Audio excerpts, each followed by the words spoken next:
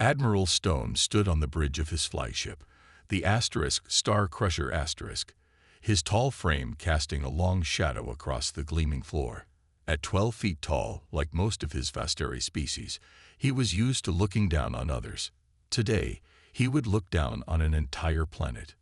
Earth hung in the viewport like a blue marble, wrapped in white clouds. The Admiral's four-fingered hand tightened around the railings of his command platform.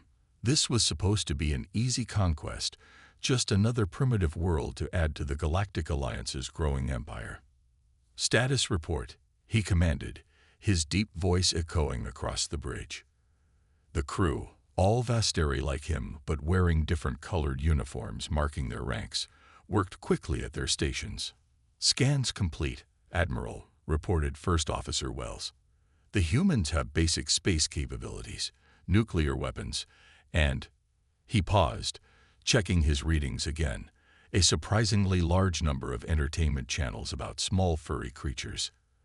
Admiral Stone waved his hand dismissively. "Their weapons are nothing compared to ours. Prepare the transmission. Let's see how they handle their first alien contact." The massive view screen at the front of the bridge flickered to life. The Admiral had done this dozens of times before. The first contact, the demands for surrender, and then the quick victory. It was almost boring now. On dozens of screens around Earth, the image of Admiral Stone appeared. Humans in their homes, offices, and streets stopped to stare at the towering alien figure. His gray-scaled skin and sharp features were intimidating enough, but it was his size that really drove home how different he was. "People of Earth," Admiral Stone began, using the translation matrix to speak in every human language simultaneously. "I am Admiral Stone of the Galactic Alliance. Your planet now falls under our protection and rule. Surrender peacefully, and you will be treated fairly as a protectorate species." In the United Nations emergency session, representatives from Earth's nations gathered to form a response. The human leaders, despite their differences, found unity in their defiance. "And if we refuse," came the response from the UN Secretary-General, her voice steady despite the pressure of speaking for all of humanity. Admiral Stone's lip curled up in what might have been a smile, but looked more like a predator baring its teeth. "Then we will have no choice but to unleash our most fearsome weapon, a beast so terrible that entire civilizations have surrendered at the mere mention of its name." The bridge crew shifted uncomfortably. They knew what the Admiral was talking about. Even hardened Vasteri warriors didn't like to think about that creature. "You have one Earth rotation to submit your surrender," Admiral Stone continued. "After that, we will release the beast, and your fate will be sealed." The transmission cut off, leaving humans worldwide in a state of worried discussion. Military bases went on high alert, civilians began stockpiling supplies, and governments rushed to form contingency plans. Back on the Star Crusher *, First Officer Wells approached the Admiral. "Sir, are you sure about using the beast *? The last time one was deployed." "I remember the stories, Wells," Admiral Stone cut him off. "The destruction of the Third Fleet, the chaos on Colony World 7, the great panic of the Vasteri homeworld. That's exactly why we'll use it. These humans need to understand what they're dealing with." As the Earth continued its rotation below them, Admiral Stone watched and waited. He had expected an immediate surrender. Most species did when faced with the Vasteri fleet. But hours passed, and no surrender came. In fact, the humans were doing something unexpected. Their military ships were moving into defensive positions, their weapons were being prepared, and their communications channels were filled with messages of unity and resistance. "They're either braver or more foolish than most," Admiral Stone muttered. "Very well. Begin preparations to deploy the beast. Let's see how long their courage lasts when they face true terror." As the crew began the complex process of preparing their ultimate weapon, none of them could have predicted how differently humans would react to what they considered the galaxy's most terrifying creature. The stage was set for a first contact situation that would go down in history, just not in the way Admiral Stone expected. The 24 hours had passed, and Earth's answer was clear. No surrender came. Admiral Stone paced on his command bridge, his heavy footsteps echoing through the tense silence. The crew watched him with nervous eyes. Everyone knew what was coming next. "Bring the containment pod," he ordered. 2 guards immediately left the bridge, their faces showing both fear and relief that they weren't the ones who had to handle what was inside. On Earth, military bases worldwide were on high alert. At the North American Joint Defense Base in Colorado, Colonel Tom Baker watched his radar screens with growing concern. Satellite data showed unusual movement from the alien fleet. "Sir," a young radar operator called out, "something's happening up there. The alien ships are. They're moving into a circle formation." Colonel Baker leaned forward, studying the patterns. In his 20 years of military service, he'd never imagined he'd be preparing to face an alien beast. "Get me General Roberts," he ordered, "and make sure the evacuation of nearby civilians is complete." Up in orbit, Admiral Stone stood before a massive metal container. It hummed with energy fields designed to contain what was inside. The pod was 20 feet tall and made of the strongest metals known to the Galactic Alliance. Even so, they could hear scratching from within. "Are the targeting coordinates set?" Admiral Stone asked, standing well back from the container. "Yes, Admiral," First Officer Wells replied. "The pod will land at the human military installation we detected. Maximum impact for psychological effect." Admiral Stone nodded. "Release the beast." The pod's launch was surprisingly quiet. It simply detached from the ship and began its descent toward Earth, growing red-hot as it entered the atmosphere. At the base, alarms blared. Colonel Baker watched through binoculars as a bright spot in the sky grew larger and larger. "All personnel, battle stations." His voice boomed over the base's speakers. "This is not a drill. I repeat, this is not a drill." Soldiers rushed to their positions, weapons ready. They had no idea what they were about to face, but they were prepared to defend Earth with everything they had. Medical teams stood by, and emergency protocols were in place. The pod crashed 2 miles from the base's main building, creating a crater 50 feet wide. Dust and debris flew into the air, temporarily blocking all visibility. "Status report," Colonel Baker demanded. "No radiation detected, sir," came one response. "No chemical agents either. But there's something moving in there." From his ship, Admiral Stone watched through high-resolution cameras. "Excellent," he said. "Now they will learn true fear." The dust began to settle. Soldiers gripped their weapons tighter. The pod's sides suddenly began to move, splitting apart like a blooming flower. Steam hissed from its joints. Colonel Baker raised his binoculars. Years of training hadn't prepared him for what he was about to see. The base's spotlights illuminated the crater, and everyone held their breath. A sound emerged from the pod. Not a roar, not a screech. It was a yip. The first thing they saw was a nose, a small wet nose, followed by what looked like whiskers. Then came a head covered in shimmering, iridescent fur that seemed to change colors in the spotlights. "Sir," one of the soldiers said, confusion clear in his voice. Is that what I think it is?"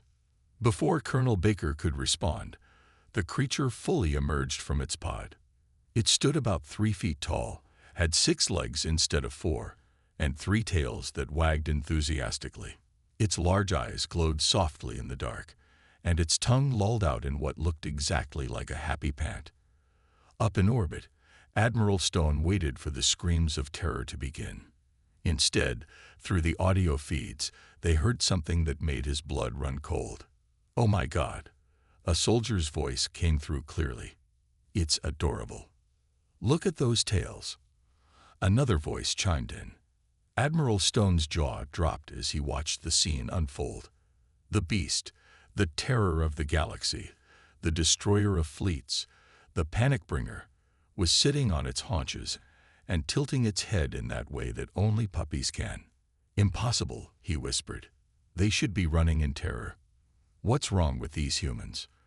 And then, to his utter horror, he watched as a human soldier stepped forward, hand outstretched, and said the words that would change galactic history. "Who's a good boy?" Admiral Stone watched in horror as the scene unfolded on his view screen. His most feared weapon, the terror of the galaxy, was now rolling on its back as a human scratched its belly. "Get me a direct line to Colonel Baker immediately," he roared. The bridge crew scrambled to comply, equally shocked by what they were seeing. Down on Earth, Colonel Baker was having the strangest moment of his military career. The alien beast had already won over half his unit. It now had 3 tennis balls, one for each mouth hidden beneath its adorably fluffy face, and was attempting to play fetch with itself. "Sir, the alien commander is demanding to speak with you," a communications officer reported, trying not to laugh as the creature got tangled in its own 6 legs while chasing its 3 tails. The massive face of Admiral Stone appeared on the base's main screen. His expression was a mixture of confusion, anger, and disbelief. "What are you doing?" he demanded. "That creature has destroyed entire space fleets." Colonel Baker looked at the alien puppy, which had just discovered its own reflection in a soldier's polished boots and was now playing with it. "Are you sure about that, Admiral? Because right now it's... Well, hold on."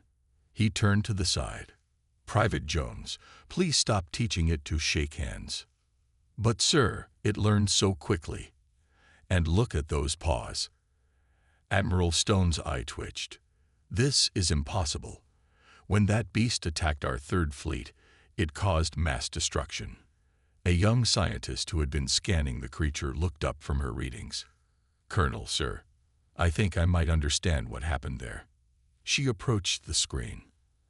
"Admiral, could you tell us exactly how this, beast destroyed your fleet?" The Admiral's face darkened. It was a massacre. The creature somehow got loose in the docking bay. It started running around, chasing. He stopped, a look of dawning comprehension crossing his face. "Let me guess," the scientist said, watching as the puppy-like alien now played with a glowing emergency light it had found.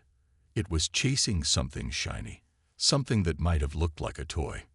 Before the Admiral could respond, an alarm blared through the base. The alien creature's ears perked up, all 4 pairs of them. Someone had accidentally activated the base's defense system test sequence. Red lights began spinning across the compound. "No, no, no," Admiral Stone shouted. "Don't let it see moving lights." "That's how." Too late. The alien puppy's eyes locked onto the spinning lights. With a delighted series of yips from its 3 mouths, it bounded after them, jumping nearly 20 feet into the air with its powerful legs. "Everyone clear the area," Colonel Baker ordered, but he needn't have worried. The creature was completely focused on the lights, running in circles, occasionally phasing through solid objects in its excitement, an ability that explained a lot about past destructive incidents. "You see," Admiral Stone said triumphantly, "the beast's destructive nature reveals itself." The scientist adjusted her glasses. "Admiral, I don't think you understand. It's not being destructive. It's playing. Like any puppy would. It just happens to be a puppy that can pass through walls and jump small buildings." As if to prove her point, the alien creature finally caught up to one of the spinning lights. Instead of any terrible attack, it simply plopped down, panting happily, and started grooming its shimmering fur with one of its 3 tongues. "We've been calling it Max," Private Jones offered helpfully. "He's already learned to sit. Want to see?" Admiral Stone's face went through several interesting colors. "You named it. Well, we couldn't keep calling it the Beast," Colonel Baker said reasonably. "Look at that face." The creature, now officially Max, looked up at the screen with all 4 pairs of its big bright eyes. Its 3 tails wagged in perfect synchronization. Even through the screen, its expression of pure joy was impossible to resist. Admiral Stone watched as his most dreaded weapon, the terror of the Vastari Empire, performed a perfect sit-stay for a dog treat. He slowly sank into his command chair, buried his face in his massive hands, and wondered where exactly his invasion had gone so wrong. News of Max, the alien puppy, spread across Earth like wildfire. Social media exploded with videos of the six-legged, three-tailed creature playing fetch through walls and learning new tricks. The feared invasion had turned into something entirely different. "Sir," First Officer Wells approached Admiral Stone's command chair carefully. "The humans are. They're making something called memes about our weapon." Admiral Stone stared at the screen showing thousands of images of Max with captions like, "Who's a good boy?" "The Destroyer of Worlds is a good boy," and "Alien invasion status. Belly rubs in progress." His eye twitched again. Down at the base, Colonel Baker was dealing with an unexpected problem. The base had become an impromptu tourist attraction. People were gathering at the gates, carrying dog toys and treats. "Sir," Private Jones reported, trying to hide a smile, "the president's daughter just called. She wants to know if Max can attend her birthday party." Before Colonel Baker could respond, Max phased through the wall, carrying what appeared to be the base's entire supply of tennis balls in his three mouths. The alien puppy had discovered that with three mouths, he could carry 3 times as many toys. "That's the 3rd time this week he's raided the sports equipment." Baker sighed, but couldn't help smiling as Max dropped all the balls and looked up expectantly with his 12 eyes glowing with joy. Up in orbit, Admiral Stone was having an emergency meeting with his senior staff. "This is unprecedented," he declared, pacing back and forth. "No species has ever reacted this way to the beast. They're supposed to be terrified. Instead, they're making sweaters for it." Wells finished, looking at his datapad. "Apparently, someone called Grandma Betty has knitted Max a sweater with 6 leg holes and space for all 3 tails." The Admiral slumped in his chair. "Show me the latest footage." The screen lit up to show Max in his new sweater, covered in little bones and hearts, participating in something called obedience training. A human instructor was teaching him to stay, even when a laser pointer was in use, with mixed results. "Watch this part, sir," Wells said nervously. The video showed Max getting excited and accidentally phasing through the floor. In past encounters, such an event would have caused panic. Instead, the humans just laughed and called out, "Max, up."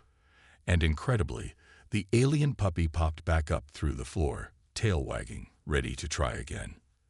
"They're training it," Admiral Stone whispered in disbelief. "The most dangerous creature in the galaxy, and they're training it like a common pet." Meanwhile, at the base, something even more unexpected was happening. Max had started to display signs of intelligence far beyond what either humans or Vastari had suspected. When he wasn't playing, he was watching and learning. "Look at this," the base scientist said to Colonel Baker, showing him some readings.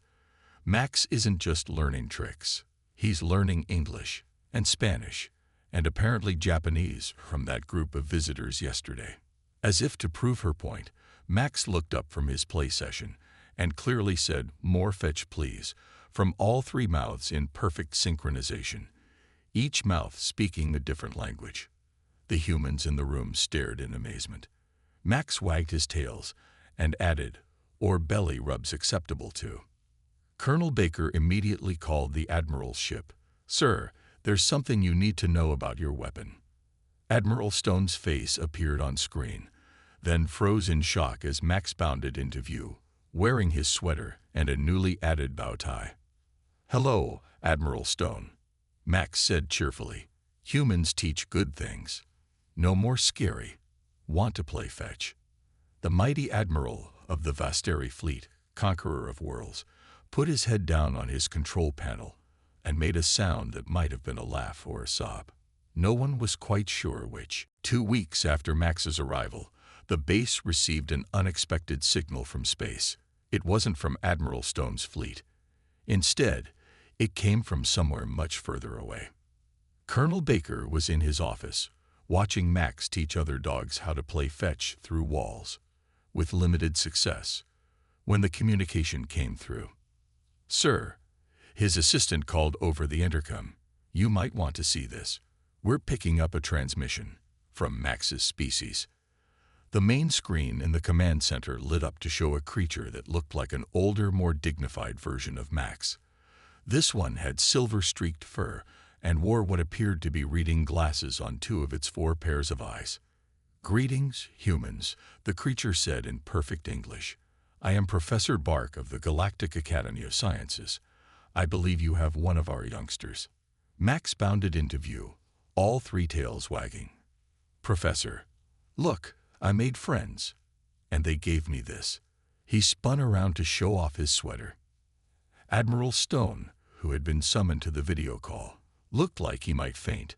"Professor of Sciences." "Oh my." Professor Bark adjusted his glasses. "Is that a Vasteri ship in orbit? Oh dear. Don't tell me you're still holding on to that old misunderstanding." "Misunderstanding?" Colonel Baker asked, while scratching Max behind one of his many ears. Professor Bark sighed. "You see, about 300 years ago, one of our exploration puppies, we call them Joy Scouts, encountered a Vasteri ship. The puppy only wanted to play fetch with their ship's power core. It destroyed an entire battle cruiser." Admiral Stone interrupted. "By accident," Professor Bark said firmly. "Our species, the Canaanites, are highly intelligent researchers and scientists. But our young ones, well, they're still puppies. They need to learn control of their phase-shifting abilities and energy manipulation powers." Max chose this moment to demonstrate by accidentally phasing through the floor again while chasing his tails. "As you can see," Professor Bark continued, as Max phased back up through the ceiling, "they're still learning. We usually keep better track of our youngsters, but Max here was particularly adventurous and stowed away on a research vessel." Colonel Baker looked thoughtful. "So when the Vasteri found him, they assumed he was a weapon, yes?" Professor Bark nodded. "We tried to explain, but by then, they had already built up quite a mythology around our species. It was rather embarrassing, really." Admiral Stone sat heavily in his command chair. "You mean, all this time, we've been using a puppy as our ultimate weapon?" "A very smart puppy," Max added helpfully, now floating upside down near the ceiling. "Humans teach me quantum physics between belly rubs." The base scientist stepped forward, excitement on her face. "Professor, you mentioned energy manipulation powers. Is that related to the phase shifting?" "Oh yes," Professor Bark brightened. "It's quite fascinating, actually. You see, our species naturally evolved in a quantum state, allowing us to exist in multiple dimensions simultaneously. The puppies just haven't learned to control it yet, which is why they tend to get excited and phase through solid matter. That's why Max can speak multiple languages so quickly," the scientist realized. "He's processing information across multiple dimensional states." "Precisely." Professor Bark beamed. "I'd love to discuss our latest research on multidimensional cognition with your scientists. We've been hoping to make contact with humanity for a while now. You're the first species we've encountered who truly understands the importance of play in cognitive development." Admiral Stone looked from Max to Professor Bark to the humans, his worldview crumbling around him. But, the terror of the galaxy is actually a gifted young researcher who just needs a bit more training," Professor Bark finished kindly. "Though I must say, your obedient school approach has done wonders for his focus." Max floated back down, sat perfectly, and said in 3-part harmony, "Humans' best teachers. Can I stay and learn more? Please." Colonel Baker looked at the alien puppy's 12 hopeful eyes and knew there was only one possible answer. The United Nations General Assembly had never been so crowded. Representatives from every nation packed the hall, but all eyes were on the unusual group at the podium. Colonel Baker, Admiral Stone, who had to bend down to fit through the doors, Professor Bark, and Max, wearing his best diplomatic bow tie. "As I understand it, the UN Secretary General said, trying to maintain her composure as Max chased one of his tails in excitement. We are discussing a three-way alliance between Earth, the Vasteri Empire, and the Canaanite Scientific Coalition. Correct. Professor Bark adjusted his glasses with one paw. We believe this could benefit everyone involved. The Vasteri have impressive military technology. Earth has shown remarkable ability in teaching and understanding our young ones, and we Canaanites have advanced scientific knowledge to share. Admiral Stone, still looking uncomfortable, spoke next. The Vasteri High Command has revised our position on Earth. Any species that can teach, a Canaanite deserves our respect. Max took this moment to demonstrate his latest trick, creating a small, controlled quantum field that made his bow tie change colors. Several diplomats applauded. Thank you, Max, Colonel Baker said quickly, before the excited puppy could start showing off his ability to fetch objects from parallel dimensions. Last time he did that, he had brought back someone's lunch from next Tuesday. The Secretary General leaned forward. Professor Bark, you mentioned benefits. Could you be more specific? Of course. Professor Bark's tails wagged enthusiastically. We've already seen incredible results from your human teaching methods. Max has learned more control in 2 weeks than our puppies usually achieve in 6 months. We'd like to establish a Earth-based training academy. A puppy school. Someone in the audience asked. An advanced research and education center. Professor Bark corrected, then added with a small smile. But yes, essentially a puppy school. For quantum physics. Admiral Stone cleared his throat. The Vasteri Empire would provide security and transport services. After all, we do have experience in containing excited Canaanites. You mean chasing us around with treats? Max piped up innocently. The Admiral's face turned an interesting shade of purple. Colonel Baker stepped in smoothly. We've already seen positive results from this cooperation. The base's scientific team, working with Max, has developed new theories about dimensional physics, and the Vasteri engineers have helped us design proper play areas that can withstand quantum phase shifting. Plus, Max added, Admiral Stone is getting much better at throwing tennis balls, all the way across 4 dimensions now. The Admiral tried to look dignified, but couldn't quite hide his proud smile. The past 2 weeks had changed him significantly. It's hard to maintain a fearsome warrior facade when you're teaching an alien puppy to stay in this dimension. There is one more thing, Professor Bark said. We've noticed that humans have an amazing variety of what you call dog breeds, each specialized for different tasks and environments.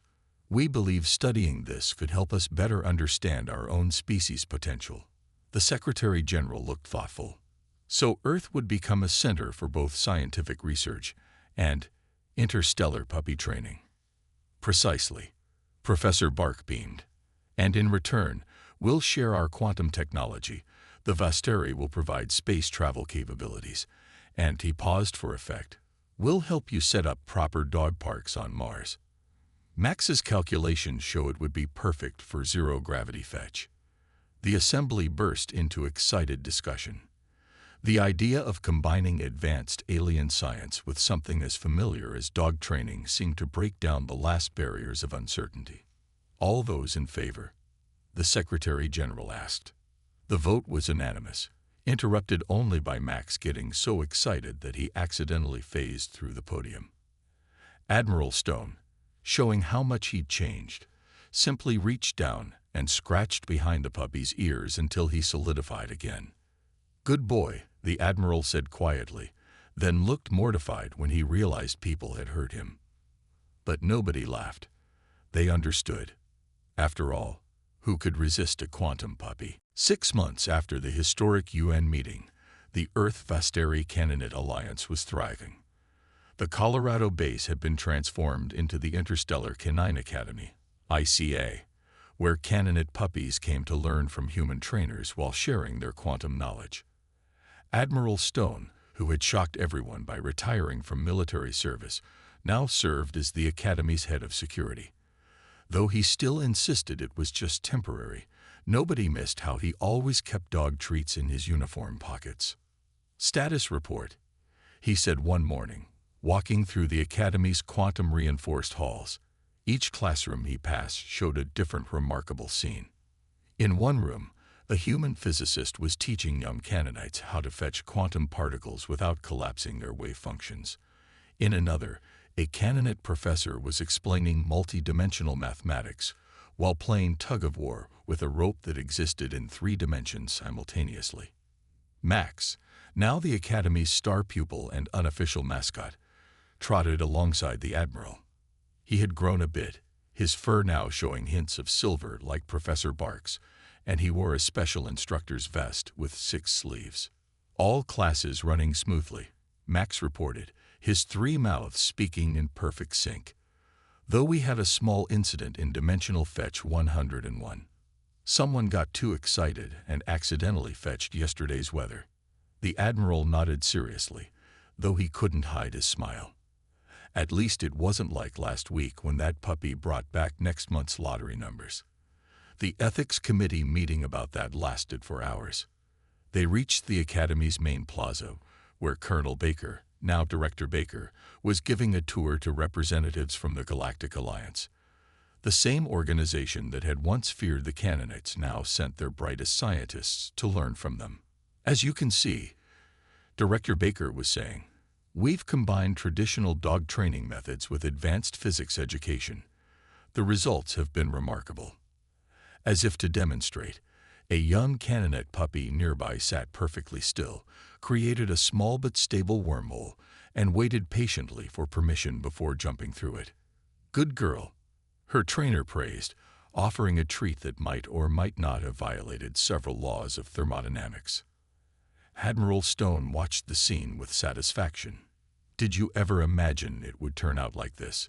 he asked Max. "Actually," Max's middle head said thoughtfully, while his other 2 heads kept watch for any stray tennis balls, "I had a feeling humans would understand us. That's why I let myself be captured by your ship." The Admiral stopped walking. "You what?" Max's tails wagged innocently. "Well, our scientists had been studying Earth for a while. We saw how humans and dogs work together. We knew you'd be perfect partners, but the Vasteri reputation made first contact complicated. So you..." Admiral Stone sat down heavily on a nearby quantum-reinforced bench. "Plan to be your ultimate weapon?" "Yes." Max looked very pleased with himself. "Though I didn't expect the sweaters. Those were a nice surprise." Before the Admiral could respond to this revelation, alarms started blaring. But these weren't danger alarms. They were the special ones installed after the 3rd incident of puppies getting overexcited during quantum fetch practice. "Oops," Max's 3 mouths grinned. "Looks like the advanced class found another dinosaur bone. Don't worry, I'll help send it back to its proper time period. Last week we accidentally gave some paleontologists quite a surprise." As Max bounded off to help, Admiral Stone watched the controlled chaos around him.